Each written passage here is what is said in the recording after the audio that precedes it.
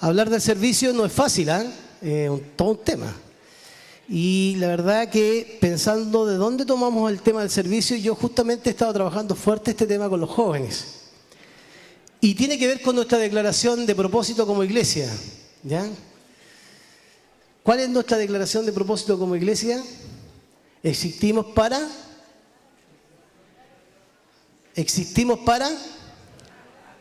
adorar a Dios. Y eso tenemos que tener convicción. Existimos para adorar a Dios. Amén. ¿Y cómo lo vamos a hacer? ¿Cómo lo vamos a ejecutar? De varias maneras, pero principalmente nos enfocamos en dos. Una, que tiene que ver con la evangelización, y ahí están todos nuestros programas de encuentro, ¿cierto?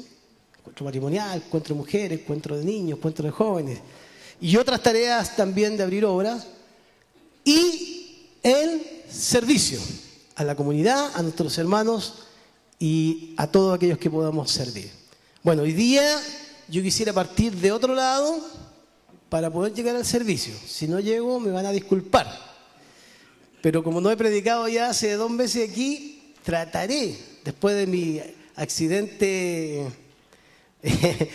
vascular, trataré de lograr llegar hasta allá y me quiero centrar en un versículo que está en el libro de Juan, capítulo 10, versículo 10. Después de que Jesús tiene algunas intervenciones con los fariseos, en el capítulo 8, capítulo 6, cuando Jesús trata con la mujer adúltera, cuando trata con las personas que necesitan, con el ciego, cuando Jesús está ayudando a la gente, es interesante en el relato de Juan para que usted lo estudie, es interesante porque cuando Jesús está con las personas y atiende a la gente, los fariseos, los religiosos aparecen no para aplaudir a Jesús, sino aparecen para criticarlo, para apuntarlo con el dedo. Mira lo que hizo el día de sábado, el día de reposo, o mira lo que hizo acá, cómo se atreve a sanar al ciego, quién habrá pecado, mire, de la familia, y una serie de preguntas, interrogantes, cuestionamientos que aparecen ahí, hasta que Jesús en el capítulo 10 habla de este tema del pastor y las ovejas, tratando o demostrándole a los fariseos que ellos eran los ladrones, los pastores que estaban desenfocados, ¿cierto? Y que él era la puerta de las ovejas, y las ovejas oían la voz ¿de quién? De su pastor. Y tratando de enrostrarle a Jesús a través del Juan capítulo 10, ¿cierto? Que ellos eran los falsos pastores, llega este versículo interesante del capítulo 10 que dice lo siguiente: el ladrón solo viene para robar, matar y destruir. Solo viene para robar, matar y destruir.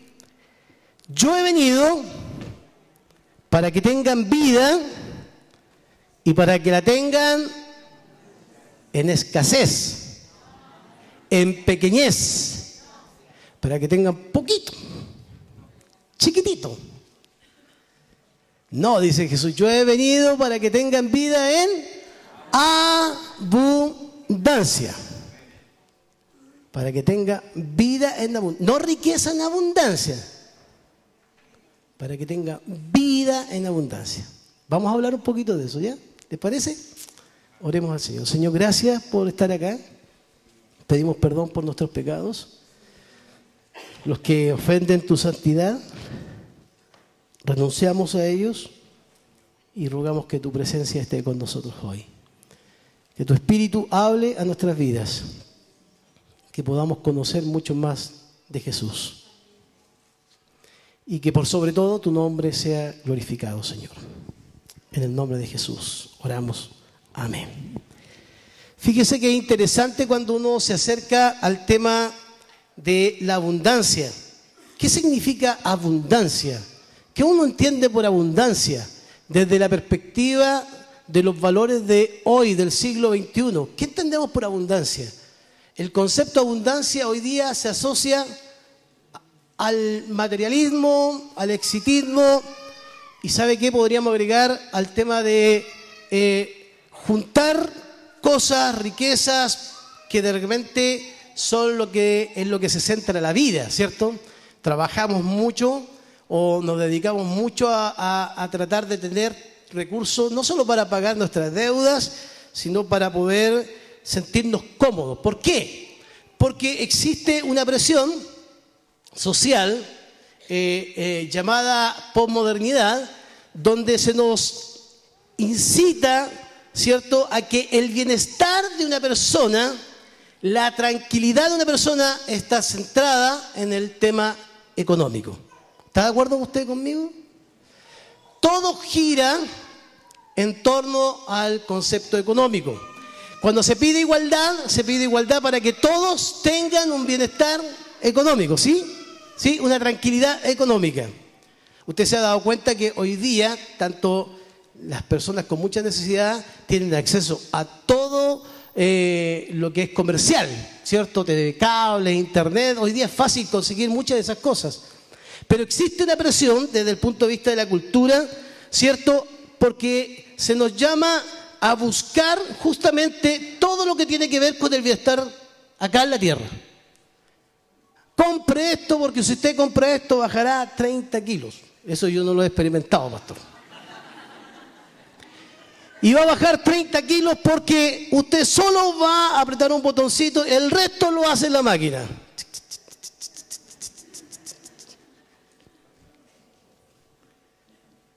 Compre esto porque le va a solucionar todo este microondas. No solo calienta, sino que hace la comida. ¿Qué sería encachado eso? La presión que existe en el tema económico es una presión que conduce a las personas a el hedonismo. ¿Qué es lo que es el hedonismo? La búsqueda del placer. Si yo me compro algo, ya no lo compro para servir a las personas, sino que lo busco para sentir placer.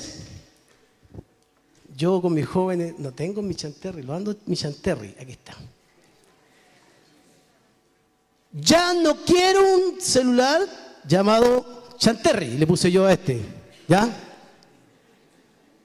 Porque está pasado de moda tener un celular chanterri. BlackBerry, iPhone, póngale todos los códigos, todos los números que ustedes, 9, 25, 1000, 2000, 3000. Ya no soy feliz con un celular que, aparte de apretar una tecla, no sale nunca y para todo el mundo le pega y no sale nunca. No, tengo que tener algo que solo al tocarlo se abran, porque es moderno. Yo tenía un grupo de amigos con el cual trabajamos en especialidades juveniles. Y cuando hacemos reuniones a la mesa, como que una suerte de querer dejar a alguien impresionado, todos tienen su celular.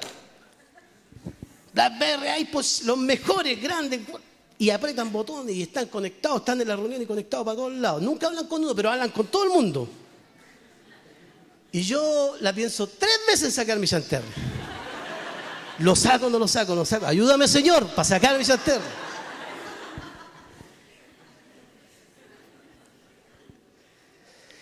Y cuando lo saco, la risa del grupo dice, oye, ya, córtala, actualízate, ¿cómo voy a andar con eso?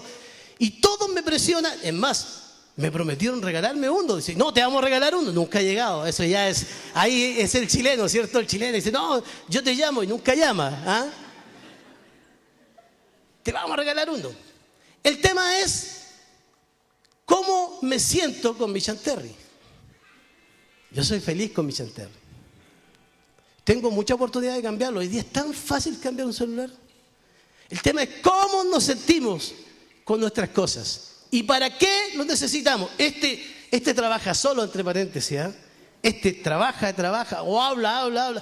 Y los jóvenes, como no quieren gastar, para que vean ustedes los padres, denle a sus hijos plata para el celular. Pues. Me pincha y dice, pastor, llámeme. ¿Lo conoce usted eso? Ahora aprovecho de decir a los padres, ya, 1000 pesos para que por lo menos digan, pastor, esté bien. Pastor, llámeme. Si eso lo multiplica en un eje, en un campamento, tengo que llamar 1000 veces. Y cuando no tenemos rabia hay que llamar. Pero soy feliz con mi chanterri. Ese es el tema de la vida en abundancia. ¿Cómo nos sentimos con lo que tenemos? Hay algo que nos presiona a valorar las cosas de este mundo y nos lleva justamente a tener una vida de comodidad tal que nos importa muchas veces un comino, como decíamos en el sur, lo que esté pasando con las otras personas. El contraste que existe entre lo que el reino de Dios establece y los valores de la posmodernidad son tremendos. Cuando la posmodernidad nos dice que la bendición o el bienestar tiene que ver, ¿cierto?, con la bendición de Dios, yo puedo decir que está equivocado. Hoy día existe un ministerio que se llama, o una filosofía teológica que se llama el ministerio de la prosperidad. Vengan a dejar todo aquí adelante, traigan sus diezmos, traigan sus promesas, vengan a pactar con Dios, siempre en la casa del pastor Ricky. ¿Sí? Siempre. Entre paréntesis, no quiero que me compre un celular, porque después sale, hermano, yo le compro y después no llega, pero no quiero eso. No es la idea. Siempre coloque como que el sembrar y el dar y el bendecir tiene que ver que si usted tiene todo eso, tiene la bendición de Dios. ¿Y qué pasa con el humilde? El humilde que no tiene, que todos los días le cuesta llenar su tarjeta VIP. ¿Qué pasa con el hermano que no tiene para comer? Ese hermano algún pecado tiene. Yo debo tener varios por si acaso. Ese hermano algún pecado tiene. Se centraliza en lo que podamos comprar. Ya no basta un auto, tienen que ser 3. Ya no basta un celular, tienen que ser 5. Ya no basta solo un televisor grande que hoy día cuesta tomarlo, falta un plasma. Y no solo uno, faltan 2, faltan 3. Y si podemos tener uno en todas las piezas conectado, es suficiente. Eso nos produce alegría. Cuando logramos eso, dígalo, es una verdad. Si esto está en nosotros porque somos así. Cuando está, parece que hemos alcanzado el éxito. Parece que alcanzamos realmente y conectamos todo eso como que Dios sí nos está bendiciendo. Y puede ser, Dios puede bendecirnos, amén. Pero ojo cuando eso se convierte en nuestras vidas una prioridad. Fíjese qué interesante cómo contrasta esto con Jesús. Yo quiero invitarle, hermanos, que usted busque en su Biblia, en el capítulo 8 de Mateo, cómo el reino de Dios establece nuevos principios comparado con el reino en el cual vivimos. Este reino que nos presiona a vivir en la mejor casa, en el mejor barrio. Este reino de este mundo que nos establece valores que no siempre están de acuerdo con la palabra de Dios. ¿Cómo contrastamos esto con lo que dice Jesús, capítulo 8, versículo 20? Jesús le respondió: las zorras tienen madrigueras, cuevas, y las aves del cielo nidos, pero el Hijo del Hombre no tiene dónde recostar su cabeza. Qué extraño esto. Es extraño. Ustedes van a leer el relato un ratito más de a qué se refiere. Está hablando con personas que le dicen: Señor, te seguiremos, pero espera un poquito, algo tengo que hacer. ¿Cómo se contrasta esto con el llamado que Dios le hace a Mateo? Es interesante lo que pasa con Mateo. Por favor, busquen su Biblia. Lucas capítulo 5, versículo 27 al 32. ¿Cómo se contrasta este tema con el llamado que Jesús le hace a Mateo? Y después de esto Jesús salió y se fijó en un recaudador de impuestos llamado Leví, ¿cierto? Sentado en la oficina de los tributos, y le dijo, tan simple como esto, le dijo: sígueme. Ven, dice en otros evangelios o en otras traducciones, le dice: sígueme. Y Mateo se levantó y le dijo: bueno, Señor, bien, te sigo. Pero a ver, ¿dónde quieres que te siga? ¿Cuál va a ser mi casa? ¿Cuál va a ser mi lugar donde voy a estar? ¿Tiene colchón? ¿Tengo una casita bonita? ¿Voy a recibir algún sueldo? Porque Mateo tenía el derecho de preguntar, bueno, sí, voy a seguir al carpintero de Nazaret, a este carpintero polvoriento que caminaba por las aldeas. Este carpintero que se paseaba por la aldea llevando una palabra de esperanza. Sin embargo, no encontramos en el texto y en ningún evangelio que Mateo hiciera alguna consulta. Solamente escucha la palabra, sígueme. ¿Cuánto habrá cautivado este carpintero al gran Mateo? Un hombre que tenía riquezas, un hombre que era poderoso dentro de su medio, ladrón por otro lado porque tenía mala fama. ¿Cuánto lo habrá cautivado este carpintero de Nazaret? Yo tenía un profesor que decía el polvoriento de Nazaret. ¿Cuánto lo habrá cautivado que él dice, y dejándolo todo, no es que fuera a buscar el carro de mudanza y echó ahí los mejores bienes y se lo llevó y siguió a Judá. Y dejándolo todo, ¿qué hizo? Hermanos, ¿qué le hizo? ¿Qué hizo Mateo? Lo siguió. Y dejándolo todo, lo siguió. El mundo nos llama a establecer un reino en la tierra, con riquezas, posesiones y todo lo que nos produce placer, bienestar, tranquilidad. Y Jesús dice, ven, sígueme. No da explicaciones. En cambio Mateo dice que se paró, no consultó, no dudó, fue, preparó una cena para su maestro en la casa. Y después, ¿qué hizo Mateo con su riqueza? Como lo hizo también el otro cobrador de impuestos. ¿Se acuerdan de Zaqueo? Sin que Jesús le dijera algo, reaccionó, tomó sus posesiones y ¿qué hizo? Las repartió entre la gente. Miren el cambio y el valor del reino de Dios. Por un lado, el mundo nos dice, establezcanse acá con un bienestar total. No estoy diciendo que el bienestar es malo, hermano. Estoy diciendo que se nos empuja a olvidarnos de algo que son los valores del reino. Pero por otro lado, Jesús dice, sígueme, y no te dice a qué. O te dice a qué, pero no te confronta con dejar quizás lo que más amamos a veces y lo que está en nuestro corazón. Por favor, retomemos el libro de Mateo capítulo 8, del 8 al 22, porque ahí hay una historia de justamente discípulos que seguían a Jesús. Y hablo de personas que tienen buenas intenciones. Miren, veamos las buenas intenciones. Pedro, buena intención. Te seguiré, Señor, hasta la muerte. ¿Se acuerdan de ese relato, hermano? ¿Sí? Buena intención. Esto es cuando usted parte el año, ¿cierto? Y se da el abrazo de Año Nuevo. ¿Se ha fijado? Lo primero que hacemos es decir, Señor, este año va a ser mi año espiritual. ¿Se lo ha dicho el Señor o no? ¿Ah? Se ríen algunos, ¿eh? ¿Se lo ha dicho? O este año, Señor, yo prometo delante de ti que voy a servir, voy a hacer esto. Y pasan 2 meses y ya no pudo hacer nada.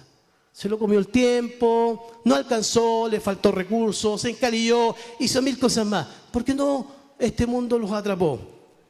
Pero miren lo que pasa aquí en el libro de Mateo. Buenas intenciones. Dice, y un escriba se acercó y le dijo, maestro, te seguiré. ¿Qué dice? Donde quiera que fueres o vayas. Y Jesús le respondió ya lo que habíamos leído. Las zorras tienen madriguera y las aves del cielo nidos, pero el Hijo del Hombre no tiene dónde recostar su cabeza. ¿Me quiere seguir a eso? Perfecto. Otro discípulo le dijo, Señor, permíteme que vaya primero y entierre ¿a quién? A mi Padre. Pero Jesús le contestó, ven tras mí y deja que los muertos entierren a sus muertos. Estableciendo las prioridades cuando nosotros tenemos buenas intenciones. Todos queremos servir al Señor, ¿amén? ¿Amén? Yo creo que aquí no hay nadie que no quiera amar al Señor. Lo queremos amar, lo queremos servir. Pero en el camino se nos presentan cosas como esta. En el caso de esta historia, ¿cierto? Algunos tenían que hacer una y otra cosa, sin embargo, no pudieron hacerlo. Y Jesús le responde, ven tras mí. y deja que los demás hagan lo que tienen que hacer. Otra historia que me gustaría compartir con ustedes está en el libro de Marcos, capítulo 10, versículo 17. Marcos, capítulo 10, versículo 17. Esta historia es muy especial, es la historia del joven rico. Y me gustaría que pudiéramos observar algunas cositas que están ahí. Dice la historia así: al salir él para seguir su camino, Marcos capítulo 10, versículo 17, vino corriendo e hincado, ¿cómo estaba este joven? De rodillas delante de él, y le preguntó: Maestro bueno, ¿qué haré para heredar la vida eterna? Es una buena pregunta, ¿cierto? ¿Sí? ¿Usted se la haría si tuviera a Jesús al frente? Yo se la haría. Y Jesús le responde: ¿por qué me llamas bueno? Ninguno hay bueno sino solo uno, que es Dios. Me gusta este Jesús, cómo se presenta delante de la gente. Los mandamientos sabes: no adulteres, no mates, no hurtes, no digas falsos testimonios, no defraudes, honra a tu padre y a tu madre, etc. Entonces yo me imagino a este joven de rodillas, casi puesto en pie, sacando pecho, diciendo: sí, Señor, ya tengo el 90% de lo que tú me estás pidiendo. Eso lo hago desde mi niñez. Eso es como cuando decimos: yo vengo a la iglesia desde pequeñito. Yo me crié en la iglesia. Algunos creen que el currículum de estar en la iglesia es suficiente para hacerse cristiano. Este joven dijo: sí, mis padres me lo enseñaron, yo soy judío, lo aprendí, me lo sé, y si tuviéramos que hablar en porcentaje, tengo un 95% listo, Señor, ya soy salvo, voy a tener la vida eterna porque estos mandamientos me los sé.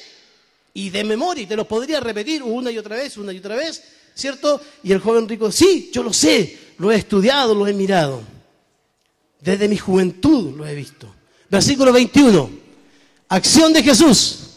¿Qué dice? Jesús, mirándole, dice Marcos, le amó.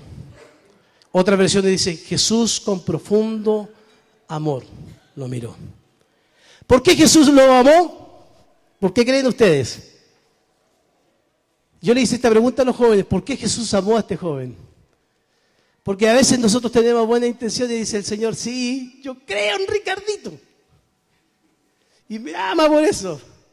Pero Él, aunque Él sabe cómo vamos a terminar. Esto es lo de Pedro. Sí, Pedro, tú dices que me seguirás hasta la muerte, pero te digo una cosa: antes que cante el gallo, me vas a negar. Y interesante, porque Jesús dice que lo mira y le ama con profundo amor, porque sabe que algo le falta y sabe lo que está en su corazón. Desde mi punto de vista, Él sabe lo que está en su corazón. Sin embargo, le dice, entonces Jesús mirándole le amó y le dijo: una sola cosa te falta. Hermano, pregunto, si Jesús estuviera hoy día conmigo conversando y me dijera: oye, Ricky, escúchame, muy bien, 95% de esto ya lo tienes cumplido, solo te falta una sola cosa. ¿Cuántos quisieran saber esa cosa? ¿Sí? Porque ¿qué haríamos? Si me dice: abraza al pastor Luis y serás salvo, voy y lo abrazo 10 veces si quiero al pastor Luis. ¿Cierto? Porque si Jesús me está diciendo que me falta una sola cosa, no dudaría ningún segundo en correr para hacerlo. ¿Lo haría usted? Oh. Cuidado. Si usted está en los valores del reino de Dios, lo haría. Si estamos influenciados por los valores del reino de este mundo, lo pensaría. Al menos lo pensaría. Vamos a ver qué hizo el joven. Una sola cosa te falta. ¿Qué le faltaba a este joven? Vende todo lo que tienes y entrégaselo a ¿quién? ¿A quién? A los pobres. Bien, muy bien, 95% lo tienes.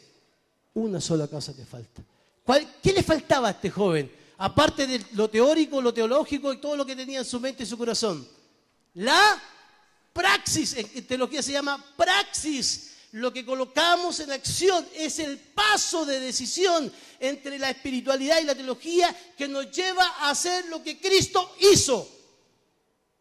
Es la praxis, es el paso más difícil que debemos dar los cristianos. Porque cuando alguien me pide algo, tengo que pensar. Jesús y Dios ejemplo, si tu hermano te pide la capa, dale la capa. Si tienes que perdonar, 70 veces 7 debes perdonar. 70. Podríamos estar toda la tarde multiplicando 70 veces 7. Una sola cosa te falta. Hermano, por un segundo, cierre sus ojos y descubra qué le falta para agradar a su Señor. Por un segundo, cierre sus ojos y descubra en su corazón qué le falta para agradar a su Señor. Puede ser que usted sepa todo lo que está pasando en su vida espiritual, sepa la Biblia, la conoce muy bien, pero ¿cuánto le cuesta dar el paso al servicio? Abra sus ojos. Si reflexionó, usted tiene ya un paso avanzado. Actitud del joven rico, dice Marcos, y lo relata tan bien, dice que el joven rico, se entristeció. Otras versiones dicen que se colocó rojo de vergüenza. Porque ¿dónde estaba su corazón? ¿Ah?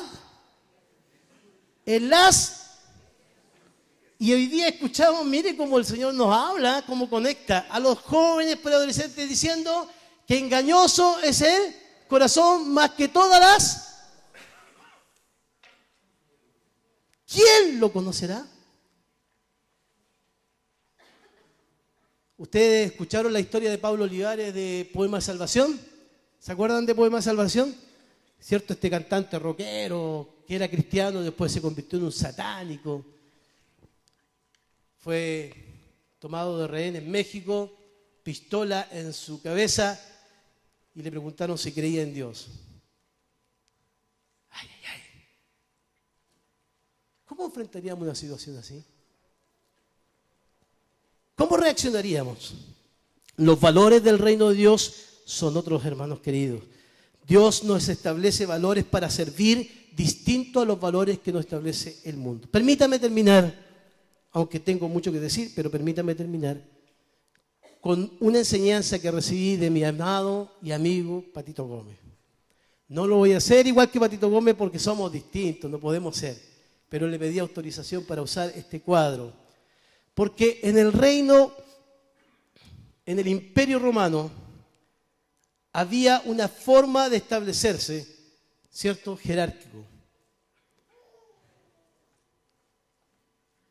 Había Dios, emperador, senadores, nobles, ejército, gobernadores, grados militares, ricos, comerciantes, pueblo, siervos, y no alcancé en la transparencia a colocar mujeres y niños. Es interesante desde el punto de vista de la jerarquía.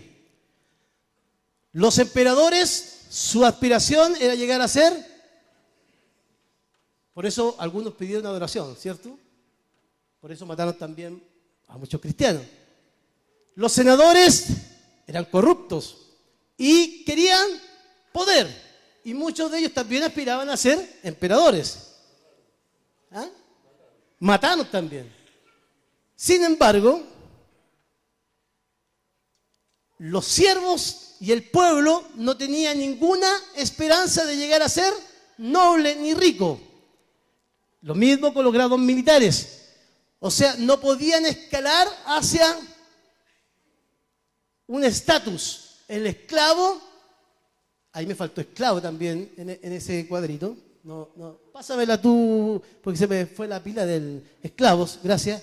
El esclavo no podía llegar a un puesto de comerciante, todo lo contrario, el comerciante abusaba del esclavo y lo vendía, ¿cierto? Hacía comercio. Por lo tanto, era difícil que los valores de este concepto alguien pudiera aspirar a ser alguien importante. ¿Estamos de acuerdo con eso, hermanos? Pero quiero explicarle cómo Cristo aparece en escena y cambia estos valores. Son tremendos, que tienen que ver con el servicio. Acompáñenme, por favor, a Filipenses capítulo 2. Y yo, mientras voy avanzando, Gerardo, tú me ayudas a pasarlo, por favor. Justo se me acabó la pila del... Filipenses capítulo 2. El gran pasaje del apóstol Pablo. Mire lo que dice la palabra del Señor en el versículo 3, voy a tomar para avanzar. Dice, nada hagáis por contienda o por vanagloria, antes bien con humildad, estimando cada uno a los demás como, o sea, hermano querido, si yo soy adulto, tengo que mirar a un adolescente como superior a mí mismo, aunque el adolescente no tenga el nivel académico que yo tengo. Si yo estoy con mis pares, no puedo mirar al otro para abajo, aunque no tenga zapatos. Porque es hijo de Dios, yo soy hijo de Dios. Nosotros como iglesia creemos en el sacerdocio de todos los creyentes. Nadie, aunque tenga un liderazgo, aunque todos los domingos esté aquí de pie cantando para ustedes, tiene un grado superior, sino es igual. Y el mandato y el deber del apóstol Pablo, la enseñanza del apóstol Pablo, es que siempre debemos mirar a los demás como superiores a nosotros mismos. Pero ¿cómo si yo he alcanzado este grado, esta maestría, este doctorado, todos los títulos? Ahora fácil tener títulos para arriba. ¿Cómo? Hasta los compran los títulos. ¿Cómo? Ojo, porque Jesús dijo, ni el amo es mayor que su siervo, ni el siervo es mayor que su amo. Delante de Dios, todos los hombres somos iguales. Mira el que está al lado y dile, somos iguales. Ya me puse carismático, ¿ves? Cristian no le dijo a nadie, así que no está solo ahí. Somos iguales, diferentes sexos, pero somos iguales. El mismo valor. Cristo murió por usted de la misma manera que murió de la clase alta, la clase baja, la clase media, la clase... Donde quiera, Cristo murió por todos de la misma manera. No es que Cristo subiera a la cruz y dijera la clase alta, una parte de la cruz para la clase alta. No, delante del Señor todos somos iguales. Y este cuadro demuestra que era imposible que los esclavos llegaran a ser ciertos superiores. Siempre se les maltrató, siempre estuvieron sujetos a autoridad, siempre ahí, ¿cierto? Como hoy día existe en el mundo empresario que si sus trabajadores se mantienen lo más ahí posible y controlados, nunca los van a ayudar a que puedan salir adelante, nunca les van a aportar para construir. Esta sociedad es una sociedad perversa que mata al humilde. Y si una persona es más humilde y no habla y es cristiano, se confunde lo humilde con lo menso. Entonces dice, este es cristiano, que aguante todo, no puede abrir su boca. No, mentira. Mansos, pero no mensos. ¿Amén? Mansos, pero no mensos. Versículo 4, no mirando cada uno por lo suyo propio. No se preocupe de sus cosas, sino cada cual también por los otros, por los otros. Por los otros. Le pregunto una cosa, a veces es más fácil hacerlo acá, porque nos conocemos. Debería ser más fácil. Si no lo hacemos aquí, que nos conocemos, no lo vamos a hacer afuera, con gente que no conocemos. No mirando a los demás, ¿cierto? Este tema de apropiarnos del ego prácticamente. Versículo 5. Haya pues en vosotros. A mí me encanta este versículo. El mismo sentir que hubo en Cristo Jesús. Por favor, pasa la segunda. Dale. Que siendo Dios, dale, no estimó ser igual a Dios, despojándose a sí mismo, hecho semejante a los hombres, se humilló a sí mismo, haciéndose obediente hasta la muerte, muerte de cruz. Saca esa. En el esquema anterior, todo es para arriba, todo el exitismo está para arriba, para abajo no, da lo mismo que sufren abajo. En el reino de los cielos, todo baja. En el reino de los cielos se paga un precio. En el reino de los cielos se paga un precio por servir al Señor. Sígueme.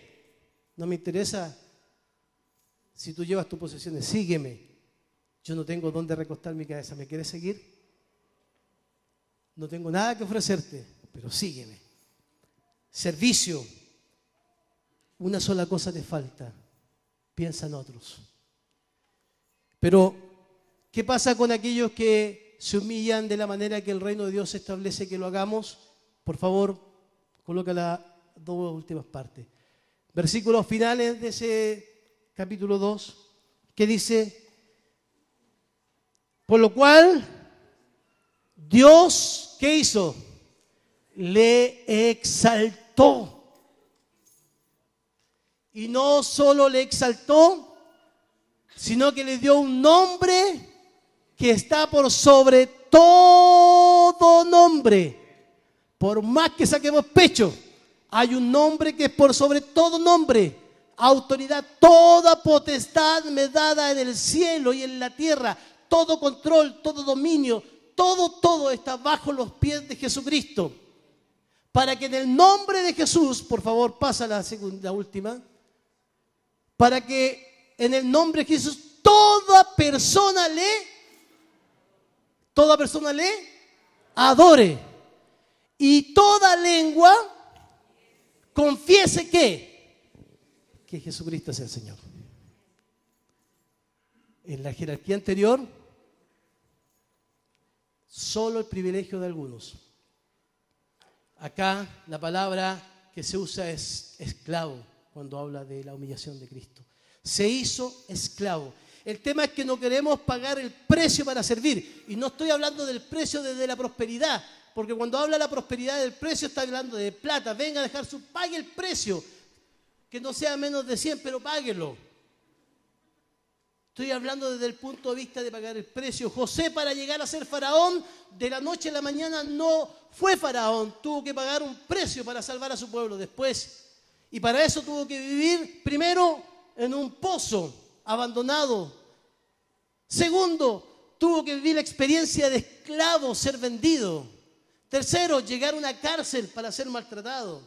Cuarto, ser tentado, vivir en un lugar donde la bendición de Dios estaba con él. Para poder estar en comunión con Dios, debió pagar un precio. Arrancó. Y su esposa, la esposa de Potifar, lo acusó.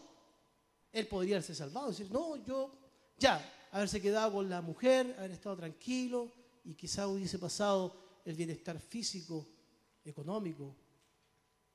Pero él, fiel a sus convicciones, arrancó y pagó un precio a la cárcel. Y desde la cárcel, desde lo más profundo, de donde nadie quiere llegar, de donde es un lugar que todos quisiéramos escapar, desde ahí el Señor lo saca y lo exalta. Por eso es que se cumple lo que dice el salmista: el que se humilla será exaltado. Y el soberbio, el altivo, ¿de dónde lo mira el Señor? ¿De dónde, hermanos? Porque al Señor no le agradan los altivos. No se engañe. El Señor no le agrada a los altivos. ¿Cómo lo aplicamos esto al servicio? Con esto termino, hermanos queridos. Que en el reino de Dios hay nuevos valores. Vivir la vida desde una vida abundante quiere decir, es una vida que tiene más para nosotros, pero no en el aspecto económico, sino en el aspecto de la plenitud, del gozo. Cuán agradable es hacer el bien a otros. Cuán lindo es y confortable es servir a las personas. Jesús lavó los pies de sus discípulos de una manera maravillosa. Se colocó su toalla, se ciñó, se sentó y compartió. Algunos no quisieron y Jesús les dijo, no, yo tengo que hacerlo. Aún fue y lavó los pies de aquel que le iba a entregar. Servir no es fácil porque el mundo nos lleva a que siempre nosotros nos sintamos servidos. No, ¿por qué voy a servir? Que me sirvan a mí. Debemos recuperar los valores del reino de Dios, vivir la vida distinta a la que lleva nuestra sociedad. Si tengo riquezas, porque las podemos tener, las tengo para bendecir el reino de Dios. Y el reino de Dios hay personas que necesitan. Si tengo un autito, si tengo una camioneta, si tengo un vehículo, lo pongo al servicio del Señor y no lo pido solo para mí, lo pongo o lo coloco al servicio de quien el Señor nos llevó a servir. Quizás no solamente personas de acá, de afuera hay gente que necesita ayuda. Si tengo algunas cosas que Dios me ha permitido tener, las debo tener para glorificarle a Él, no para glorificarme a mí. No es decir que la gloria primero entre por mí y salga para Dios, todo lo contrario. Tener metas diferentes. ¿Usted sabe que somos peregrinos en este mundo? Y las metas están tan centradas en este mundo, todo es aquí. Y no porque sea malo, sino porque nos impulsa a eso. Pero podemos ser equilibrados. Tenemos que tener metas que tengan que ver con la eternidad. Invertir en los niños es tremendo lo que está haciendo usted, invirtiendo con su diezmo y su ofrenda en niños que un día conocerán al Señor y darán a conocer al Señor. Los abogados, los presidentes, los misioneros, los pastores. Invertir en los jóvenes es invertir en el reino de Dios. Invertir en los adultos es invertir en el reino de Dios. Preguntarnos para qué queremos tantas posesiones, tantos recursos. Vivir en el reino de Dios una vida confortable, alegre, porque a veces nosotros siendo cristianos lo que menos tenemos es alegría. ¿Cuántos pueden decir día a día que es cristiano a pesar de que la tormenta está ahí sobre su cabeza?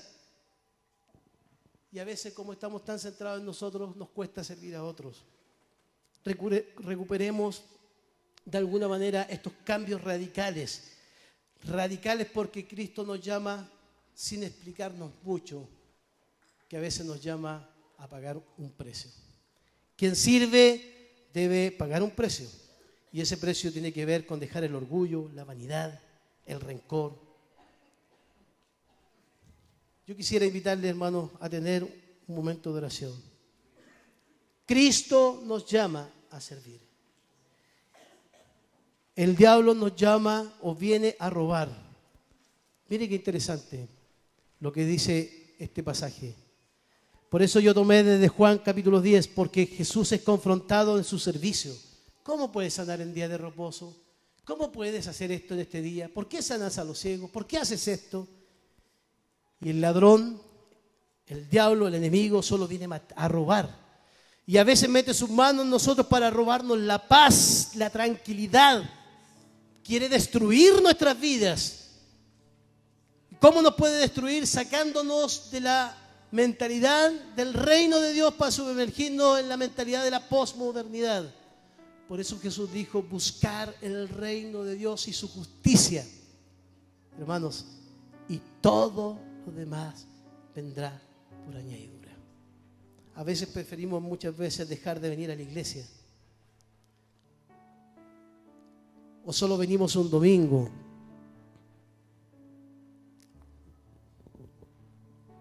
Y quizás Jesús nos diría, no tengo dónde recostar mi cabeza. Pero Él te diría, sígueme. No me sigas solo porque quiero que sea un religioso. Sígueme porque hay gente a la cual servir. ¿Saben ustedes que un portero aquí en la iglesia es fundamental para nuestra comunidad? Cuando recibimos a la gente con un abrazo. Cuando cantan los chicos, fundamental para nosotros. Los niños hoy día recogieron la ofrenda. Mi hijo oraba ayer y daba gracias por recoger la ofrenda. ¿No sabe lo significativo que es para un niño hacer eso? ¿Cómo no pedirle al Señor, muéstrame, Señor, qué me falta? Lo único que me falta para dar el paso de la teoría a la praxis. No voy a decir su nombre, pero me encantó cuando me dijo el domingo pasado lo siguiente. Yo dije, hermano, hoy día es el Día del Niño, ¿por qué no estás en tu negocio? Es una gran oportunidad. Pastor, dándole un consejo así. Y el hermano me dice, porque este es el día de mi Señor. Pudiendo ganar más, dijo, este es el día de mi Señor. Inclinen su rostro, hermanos. Padre Celestial, tú nos llamas a servir a esta generación. No siempre lo hacemos. Por favor, muéstranos lo único que nos puede faltar, Señor, para tomar buenas decisiones. Y tal como dice tu palabra en Filipenses, Señor, haya pues el mismo sentir que hubo en Cristo Jesús, que no estimó ser igual a Dios como cosa que aferrarse, sino que se despojó, demostrando que quien quiera ser grande en el reino de los cielos debe ser aquel que sirve aquí en la tierra. Y dice Filipenses al final que delante de aquel que renunció a su gloria se doblará toda rodilla en los cielos y debajo de los cielos. Yo quiero invitarte, hermano querido, esta mañana que te arrodilles delante del Señor. Vayamos sobre nuestras rodillas y digámosle, Señor, aquí estoy como iglesia. Arrodillémonos, si no lo puedes hacer, te quedas sentado, pero como acto de humillación, decirle, Señor, me arrodillo, pido perdón, porque hemos sido llamados a servir, a pagar un precio, Señor. Porque ante ti se doblará toda rodilla.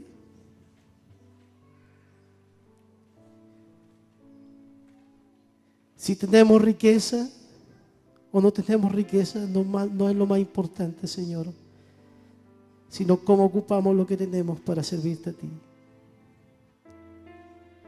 Nos humillamos como iglesia delante de ti. Perdona nuestros pecados. Enséñanos a servir. Tantos ministerios en nuestra iglesia hay. Espacios para buscar dónde servir. Porque ahí vamos a bendecir a las personas también, Señor.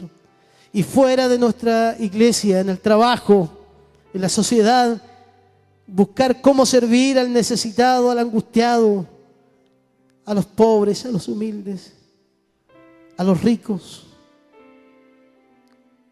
Cómo bendecir sus vidas. Y tener la mirada de Jesús, que mirando la multitud, dice tu palabra, tuvo compasión de ellas.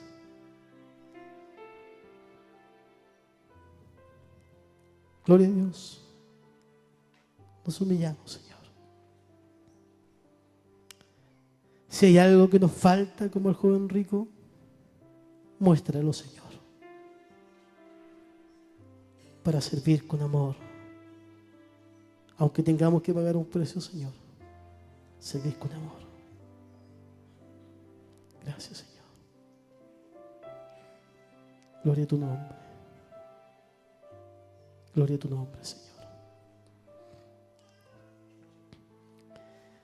Gloria a tu nombre, Señor.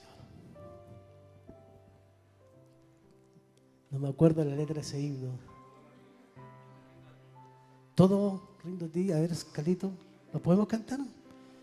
Póngase de pie y cantemos al menos el coro de este himno.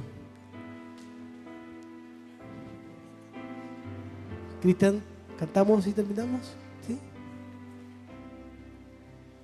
Yo me rindo a ti. Dígaselo al Señor. Yo me rindo a ti.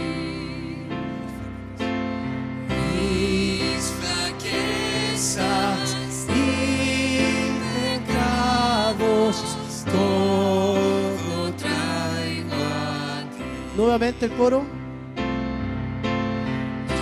Yo me rindo a ti. Yo me rindo a ti. Mis flaquezas y pecados todo traigo a ti. A tus pies, a ti me rindo, yo obedezco solo a ti. Mi guiador, mi fortaleza, todo encuentra mi alma en ti. Dígaselo al Señor con fuerza, como una declaración de fe, de servicio a partir de hoy día, a tener un cambio de actitud, una decisión de lo teórico a la praxis.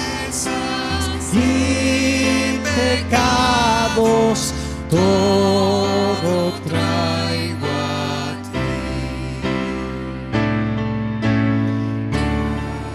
Bondad será la historia que predique por doquier, y tu amor inagotable será siempre mi querer. Levante sus manos al cielo y dígaselo. Dígaselo al Señor con todo su corazón. Yo me rindo a ti. Mis Flaquezas y pecados todo traigo a ti. Oh, qué gozo encuentro en Cristo, cuánta paz a mi alma. Vida abundante se llama eso, vida abundante. A su causa me consagro, y su amor, mi amor será. Con toda su fuerza, Me rindo a con toda su fuerza, hermano, dígaselo al Señor, que lo escuchen los cielos. Yo me rindo a ti. Mis flaquezas y pecados todo traigo a ti. Solo las voces. Yo me rindo a ti.